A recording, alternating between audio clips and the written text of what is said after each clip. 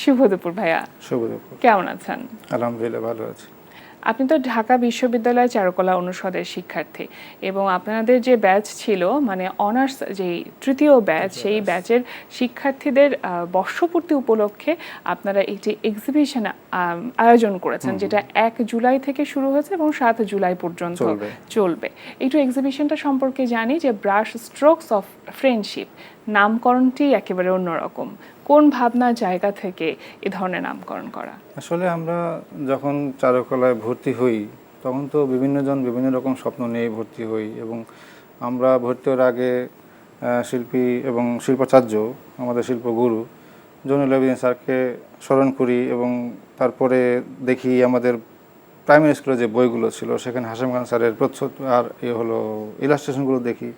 তো এগুলো দেখেই একটা শিল্পীর স্বপ্ন জাগে। সবাই হয়তো জয়নুল আবেদিন হব, কিংবা হাশেম খান হবো, শফিউদ্দিন হব, কিংবা কামরুল হাসান হব। সেই স্বপ্নটা নিয়ে আসলে আমাদের যাত্রা শুরু। কিন্তু যখন ভর্তি হলাম এরপর তো চিত্রটা একেবারে অন্যরকম।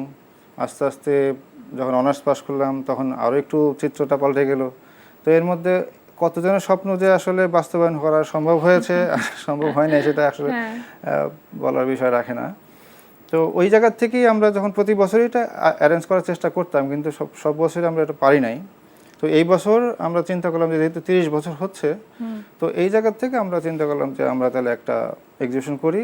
তো এবং নামটা যেহেতু বন্ধু আমরা সবাই, যদিও বন্ধুত্বের সঙ্গে আরেকটু অন্যরকম, কিন্তু তারপরেও আমরা যেহেতু একটা ব্যাচ এবং মোটামুটি আমরা একসাথে আছি, চারুকলা একটা পরিবার, মানে পথ চলাটা একসাথে শুরু হয়েছে। তো সেই দিক থেকে আমরা 30 বছরের বন্ধুত্বের জায়গা থেকে এই নামটা দিয়েছি, ব্রাশ স্ট্রোকস অফ ফ্রেন্ডশিপ। বাহ, আচ্ছা, এটা তো হচ্ছে আর্ট বাংলা গ্যালারিতে, লালমাটিয়ার আর্ট বাংলা গ্যালারিতে। তো আপনারা এইখানে আসলে এক্সিবিশনটা করার পরিকল্পনা কেন করলেন? এই গ্যালারিটাতে চিন্তা করলাম যে অন্যান্য যে গ্যালারিগুলো আছে ওগুলো তো আসলে এই সময়ের মধ্যে একটা পাওয়া একটা বিষয়, আর আমরা যেহেতু খুব আগে থেকে এটা ওইভাবে প্ল্যান করতে পারি নাই, তো যার কারণে এই গ্যালারিতে জায়গাটা খুব ভালো পাওয়া গেল। আর ইউনুস স্যার আমাদের তো প্রিয় মানুষ, উনি আমাদের বললেন যে তোমরা এখানে করতে পারো। সেখান থেকেই আমরা আসলে ওই গ্যালারিটা চুজ করলাম। মোট 22 জন বলা যেতে পারে আপনাদের যে বন্ধু, তাদের অংশগ্রহণেই এই এক্সিবিশনটা করা। 22 জনের নাম তো বলা সম্ভব না, 22 জনের হয়তো কেউ বাদ যেতে পারে, এজনের নাম না বলাটাই ভালো, কারণ মনে তো সবার নামই বলতে পারবো, কিন্তু দেখা গেল যে গুনে গুনে বলতে হবে আর কি। কি কি ধরনের কাজগুলো নিয়ে মূলত এখানে আমাদের 22 জনের 36টা কাজ থাকবে। আচ্ছা, প্রায় প্রতিটা ডিপার্টমেন্টেরই কাজ থাকবে এখানে। যেমন পেইন্টিং ডিপার্টমেন্ট থেকে যারা আছেন তারা পেইন্টিং কাজ দিচ্ছেন, এবং যারা ভাস্কর্য থেকে আসেন তারা ভাস্কর্যের কাজ দিচ্ছেন। আমি যেমন কারুশিল্প থেকে আসছি, বা আমরা যারা যে কয়েকজন আসি, কেউ ট্র্যাপেস্টি যেটা উল দিয়ে বানানো সেটা, আমি দিচ্ছি স্ক্রিন প্রিন্ট যেটাকে বলে সেরিগ্রাফি। তো প্রিন্ট মেকিংয়েরও আছেন, মানে চাপচিত্র যেটা, সেখানে সেই ধরনের কাজ আছে। গ্রাফিক ডিজাইনের কাজ আছে, ইলাস্ট্রেশন আছে। সব বিভাগেরই মোটামুটি বেশ ভালোই একটা ভালো মানেরই কাজ আছে। আচ্ছা, এক্সিবিশনটার ওপেনিং তো হয়েছে 1 তারিখে। একটু জানতে চাইবো যে সেদিন কারা উপস্থিত ছিলেন অতিথি হিসেবে। এখন জন্ম সনদ দিয়ে খোলো বিকাশ স্টুডেন্ট অ্যাকাউন্ট, নিজের বিকাশ নিজে কর। আমাদের একদম শুরুতে আমরা যখন ভর্তি হই তখন আমরা যাদেরকে টিচার হিসেবে পেয়েছিলাম, যে আমাদের 14 শিক্ষক শিশির ভট্টাচার্য, মোস্তাফিজুল হক স্যার এবং আমাদের শেখ আবদাল স্যার, এই 3 জনকে আমরা প্রথম শিক্ষক হিসেবে পাই ওখানে। ওই চিন্তা থেকেই আমরা তাদেরকেই গেস্ট করেছি, এবং আমাদের স্পেশাল গেস্ট থাকবেন স্যার শিল্পী ইউনুস। কি মনে হচ্ছে, কেমন সাড়া পেয়েছেন? আমি তো মনে করি যে খুব ভালো, দারুণ একটা অভিজ্ঞতা এবং ভালো সাড়া পাচ্ছি। এটা কি আপনারা পরবর্তীতে আরো চলমান রাখার চিন্তা ভাবনা করছেন? চেষ্টা করব প্রতি বছরই এটা করার জন্য। এবার একটু জানতে চাইবো, যেহেতু আজকে শেষ দিন এবং এর পরে আসলে আপনারা কোনো পরিকল্পনা করছেন কিনা যে পরবর্তীতে আর কোনো এক্সিবিশন করা যায় কিনা আপনাদের এই টিম থেকেই? হ্যাঁ, এটা আমাদের প্ল্যান আছে, এবং আমাদের কিন্তু এর মাঝে মাঝে ছোট ছোট গ্রুপ করে কিন্তু আমরা এক্সিবিশন করেছি। একবারে একই ব্যাচের যারা আছেন তাদেরকে নিয়ে করেছি। এইবারই হলো যে একদম টোটাল ব্যাচকে আমরা চেয়েছিলাম যে আমরা যতজন ছিলাম সবাইকে নিয়ে একটা এক্সিবিশন করার। সেটাও অনেক সময় হয় নাই, 22 জন আমরা পেরেছি, কারণ আমরা তো অনেকেই ছিলাম ভর্তি। তখন আস্তে আস্তে তো অনেকেই চলে যায়, কেউ কেউ দেশের বাইরে চলে গেছে, দেশের বাইরেও আছে। দেশের বাইরে থেকেও একজন অবশ্য পার্টিসিপেট করেছে, এখন কানাডা থাকে, সে এখানে সে একটা দিয়েছে, ওই তার নিজের চুল ব্যবহার করে একটা সেলাই করে একটা শিল্পকর্ম করেছে। একটা বাচ্চাদের ড্রেস প্লাস আচ্ছা। একটা আচ্ছা, আর ভালো একটা আপনার concept ছিল। আপনার কি ধরনের কাজ ছিল, যেহেতু আপনি কারুশিল্প বিভাগের এবং সেটা নিয়ে আমি- গবেষণা আপনার করা হচ্ছে? হ্যাঁ, আমি সাধারণত আমি জেনে শুনে আসলে বুঝেই কারুশিল্প বিভাগে আমি গিয়েছিলাম। তো ওখানে আমি দেখলাম যে আমাদের দেশীয় যে মাধ্যমগুলি কাজ ওইগুলো আমার খুব বেশি টানে। এই কারণে আমি ওই কাজগুলোর প্রতি আগ্রহী হয়ে আমি কারুশিল্প ডিপার্টমেন্টে যাই, এবং ওখানে যাওয়ার পর আমি আমাদের দেশীয় মাধ্যম যেমন উল, তারপরে কাঠ, বাঁশ, বেত, তারপরে বুনন, মানে যেটাকে আমরা একদম সলিড যে বুনন, যেটা আমাদের টাঙ্গাইলের শাড়ি কিংবা অন্যান্য কাপড় যেখানে বুনন হয় সেই বুননগুলোও আমি আয়ত্ত করেছি।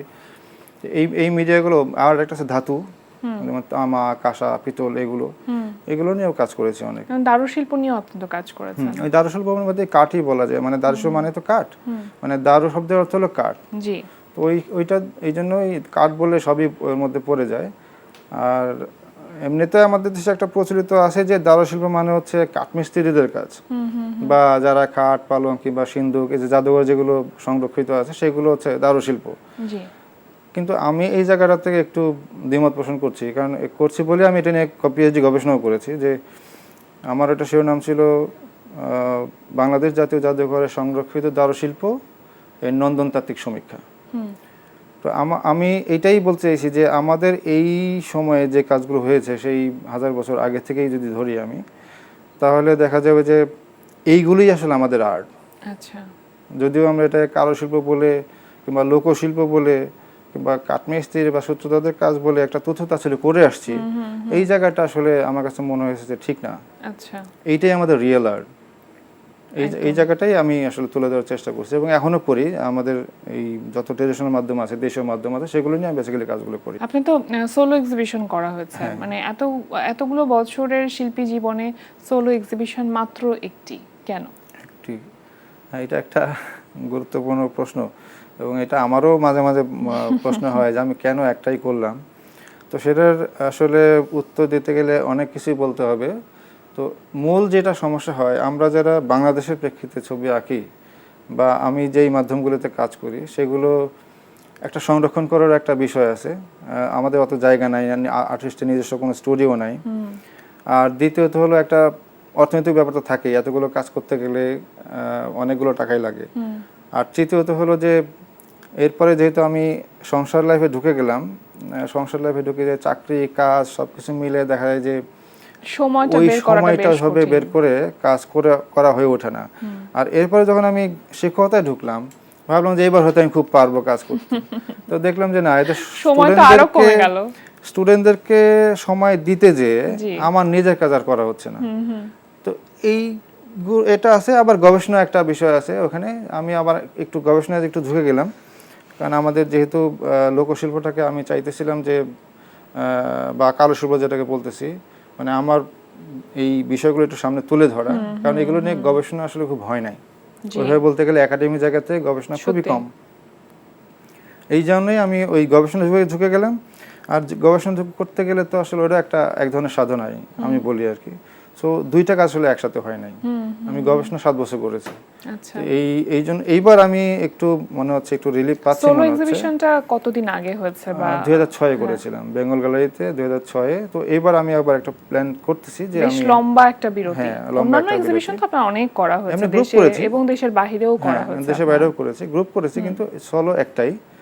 নেক্সটে হয়তো আমি ইয়ারে একটা চিন্তা করছি যে এবার আমি একটা সোলো করব।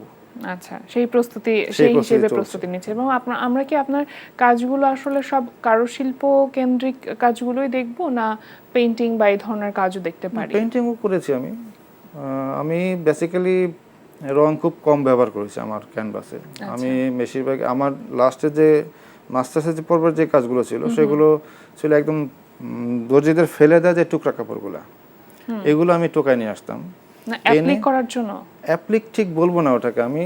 এখন জন্ম সনদ দিয়ে খোলো বিকাশ স্টুডেন্ট অ্যাকাউন্ট। নিজের বিকাশ নিজে কর। ওটাকে প্যাচওয়ার্ক নাম দিয়েছি আসলে। আচ্ছা আচ্ছা। যে ওটাকে নানাভাবে আমি এনে কম্পোজ করতাম। মানে ওই কাপড়ের রং, কাপড়ের ফর্ম, টেক্সচার, সেলাই দিয়ে টেক্সচার তৈরি করতাম। এটা দিয়ে আমি একটা কম্পোজিশন তৈরি করতাম। আচ্ছা। এটাই ছিল আমার মূল কাজ। পুরো 2 বছর যে মাস্টার্স করেছি সেই মাস্টার্সের পর্বের কাজ। এরপরে বের হয়ে এক্সিবিশনটা আমি ওটা দিয়েই করলাম। একদম টোটালি প্যাচওয়ার্ক দিয়ে এই টুকরা কাপড় জোড়া দিয়ে এবং এই কনসেপ্টটা আমার আসে হচ্ছে আমি যখন রাজস্থানে বেড়াতে যাই ওখানে যে দেখলাম যে ওরা ওদের ওই পুরনো ফেলে দেওয়া কাপড় দিয়ে ওরা কিছু তৈরি করে, ব্যাগ অন্যান্য জিনিসপত্র তৈরি করছে কিংবা কাঁথাও তৈরি করছে। তো আমি দেখলাম যে এগুলো তো আমি ছোটোবেলায় দেখেছি আমার নানা বা নানি বা আমার খালা বা আরও সিনিয়র যারা ছিলেন বা আশেপাশে, এগুলো দিয়ে তারা ওই পুরনো কাপড়টা কিন্তু ফেলে দিতেন না, পুরনো কাপড়টাকে রেখে দিতেন এবং ওটার পাড়টাকেও ছিঁড়ে আলাদা করে পেঁচায় রোল করে রেখে দিতেন এবং কিছু কিছু সময় ওই পাড়ের সুতা দিয়ে তারা কাঁথা সেলাই করতেন। কতগুলো কাপড় জমা হয়ে গেলে ওই যেখানে ছিঁড়ে যেত ওইখানে তালি দেওয়া বলি আমরা আর কি আমাদের ভাষায়, তো তালি দিয়ে নানা রকমের ওই সেলাই দিয়েই ছবি আঁকতো, বিভিন্ন রকমের ফুল লতা পাতা বা এই ধরনের, সেগুলোর মধ্যেও শৈল্পিক কত ব্যাপার ছিল। ওইটা আমার মাথায় যখন আসলো যে তো আমাদের দেশে তো এরকম হয়, তা আমি কেন এটা নিয়ে কাজ করতে পারি না, তখন আমার কাছে মনে হলো যে হ্যাঁ আমি এটা নিয়ে কাজ করতে পারি। আমি তখন এইভাবেই আস্তে আস্তে এই কাজটা শুরু করলাম। আপনি যখন প্রথম চারুকলায় কারুশিল্প বিভাগে গিয়েছেন এবং আজকে যখন আপনি এটার ব্যাপারে শিক্ষকতা করছেন, এই বিষয়কে নিয়ে শিক্ষকতা করছেন, তখন আসলে কতখানি পার্থক্য দেখেন বা কারুশিল্পের উন্নয়নটা আসলে কিভাবে হয়েছে? আমি মনে করি যে যেহেতু কারুশিল্প নাম ছিল বিভাগটা, ওইভাবে বলতে গেলে কিছু হয়নি গবেষণা। আমাদের কারুশিল্পীদের নিয়ে চিন্তা ভাবনা করা বা কারুশিল্পীদের নিয়ে কাজ করা, এদেরকে ডেভেলপ করার জন্য বিভিন্ন জায়গায় নিয়ে যাওয়া, এই জায়গাটা অতটা হয়নি।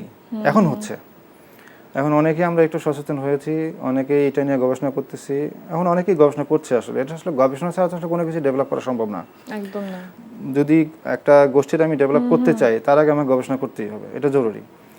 সেটা এখন শুরু হয়েছে, যার কারণে এখন বলা যাইতে পারে যে হ্যাঁ এখন নতুন নতুন কিছু আসতেছে, যারা এবং ইয়াং যারা ফ্যাকাল্টি এখন আসতেছে তারা এটা নতুন ধরনের কাজ হচ্ছে, এক্সপেরিমেন্টাল কাজ হচ্ছে। যেমন আমি একটা উদাহরণ দিতে পারি, আমাদের বিভাগে আমি গত বছর শীতকালে, যদিও আমার স্টুডেন্টদের একটু কষ্ট হয়েছে, আমাদের দেখলাম যে অনেক কচুরিপানা পরে নষ্ট হয়ে যাচ্ছে। এই আমার মাথায় আসলো যে কচুরিপানা দিয়ে কি করে আর্টের মধ্যে একটা মাধ্যম হিসেবে নিয়ে আসা যায় কিনা বা কোনো প্রোডাক্ট তৈরি করা যায় কিনা, সেই চিন্তা থেকে আমি স্টুডেন্টকে বললাম তোমরা একটা কচুরিপানাগুলো অ্যারেঞ্জ করো। ওরা শীতকালের মধ্যে খুব কষ্ট করে হলেও অ্যারেঞ্জ করছে, যেহেতু স্যার বলেছেন করতে হবে, আমি ওদের পরে বলছি। তো ওরা দেখলাম যে মজার কিছু কাজ করছে কচুরিপানা থেকে, বুনে একটা সুন্দর লম্বা করে, যেটাকে আমরা প্লেসমেন্ট বলতে পারি, সেরকম ধরনের কিছু জিনিস তৈরি করছে। আবার কেউ দেখলাম সুন্দর ভাস তৈরি করেছে, কেউ দেখলাম বিভিন্ন ধরনের ঝুড়ির মতো এগুলো তৈরি করেছে কচুরিপানার পাতাটা দিয়ে, কচুরিপানার ডাটাটা দিয়ে। ও আচ্ছা, একদম প্রসেস করে এখন পর্যন্ত ওর ভালো আছে, কোনো ফাঙ্গাস ধরেনি ওর মধ্যে। এই একটা গেল কচুরিপানাতে বিভিন্ন, ওটা আবার আর্ট ফর্মেও নিয়ে গেল অনেকেই, যে সেটাতে বুনে টাপেসে যে আমরা বুনে ওর মধ্যে ফর্ম তৈরি করলো, এক ধরনের টেক্সচার তৈরি করলো। আবার আরেকটা মাধ্যম নিলাম যে আমাদের যে পাতাগুলো পড়ে, ওদের বললাম তোমরা একদিন একটু ক্যাম্পাসটা ভিজিট করো, ঝরা পাতা যার যেটা ভালো লাগবে তুলে নিয়ে আসবে। তো ওরা ওই রকম করে যার মতো যেটা ভালো লাগছে সেই পাতা নিয়ে আসছে। তো এরপরে এরপর বললাম যে তোমরা এখন একটু সাজাও, একটা ক্যানভাস দিলাম ওদের যে তোমরা এটাকে সাজাও, মানে কম্পোজিশন করো। তো ওরা ওইটা করলো।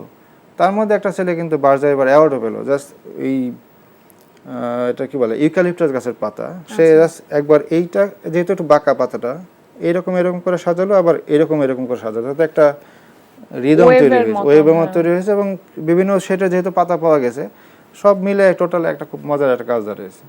এবার বার্জার অ্যাওয়ার্ডও পেয়েছে সেই ছেলেটা। তো এরকম কিছু নতুন কাজ আমি ওখানে শুরু করেছি, যেগুলো মানে ইউনুস স্যার আমাদের এক্সিবিশনে গিয়েছিলেন, উনি বললেন যে অ্যাপ্রিশিয়েট করলেন আর কি, যেটা নিয়ে আরো কাজ হইতে পারে, ওয়ার্কশপ হইতে পারে। আচ্ছা, অবশ্যই মানে নতুনদের মধ্যে অনেক সম্ভাবনা আছে, তাদের মধ্যে অনেক নতুন চিন্তা আছে, কিন্তু সেটাকে আপনাদের মতন কিছু মানুষ আছে যারা উপস্থাপন করার একটা উপায় খুঁজে দিলে হয়তো তাদের জন্য কাজ করাটা অনেক সহজ হয়ে যায়। আসলে শিক্ষকদের তো রাস্তা দেখানোর কাজ, ও তো শেখাতে পারে না, আসলে শিক্ষক কিন্তু আসলে শেখাতে পারে না। কারণ আমরা শুধু বড়দের কি করতে পারি, একটা রাস্তা দেখাইতে পারি, যারকে রাস্তা দেখলাম সে দুই রাস্তায় হাঁটে তাহলে সে সফলকাম হবে। একদম। অনেক ভালো লাগছিল ভাইয়া কথা বলতে এবং আপনার কথা শুনতে। একেবারে শেষ পর্যায়ে চলে এসেছি গল্প করতে করতে। আপনাদের যে এক্সিবিশন আজকে শেষ হয়ে যাচ্ছে, মানে 1 তারিখ থেকে শুরু হয়ে আজকে যে এক্সিবিশন শেষ হয়ে যাচ্ছে, ব্রাশ স্ট্রোকস অফ ফ্রেন্ডশিপ, সেটা আমরা আবারও দেখতে চাই, সেই প্রত্যাশা থাকবে। আজকে আমাদের আয়োজনে আসবার জন্য, সময় দেবার জন্য আপনাকে অসংখ্য ধন্যবাদ। আপনাকে অনেক ধন্যবাদ এবং এনটিভিকে অনেক ধন্যবাদ। প্রিয় দর্শক, আমরা চলে এসেছি অনুষ্ঠানের শেষ প্রান্তে। অনুষ্ঠান সম্পর্কে আপনার মতামত জানাতে মেইল করুন আজ দুপুরে @ntvbd.com এ। বিশ্বের যে কোনো প্রান্ত থেকে যে কোনো সময় আজ দুপুরে দেখতে ভিজিট করুন আমাদের পূর্ণাঙ্গ ওয়েব পোর্টাল www.ntvbd.com। এছাড়া এনটিভি সব জনপ্রিয় অনুষ্ঠান ও খবরের আপডেট পেতে ভিজিট করুন আমাদের ইউটিউব চ্যানেল ও ভেরিফাইড ফেসবুক পেজে। সবার মঙ্গল কামনা আজকের মতো এখানে শেষ করছি। শুভ দুপুর।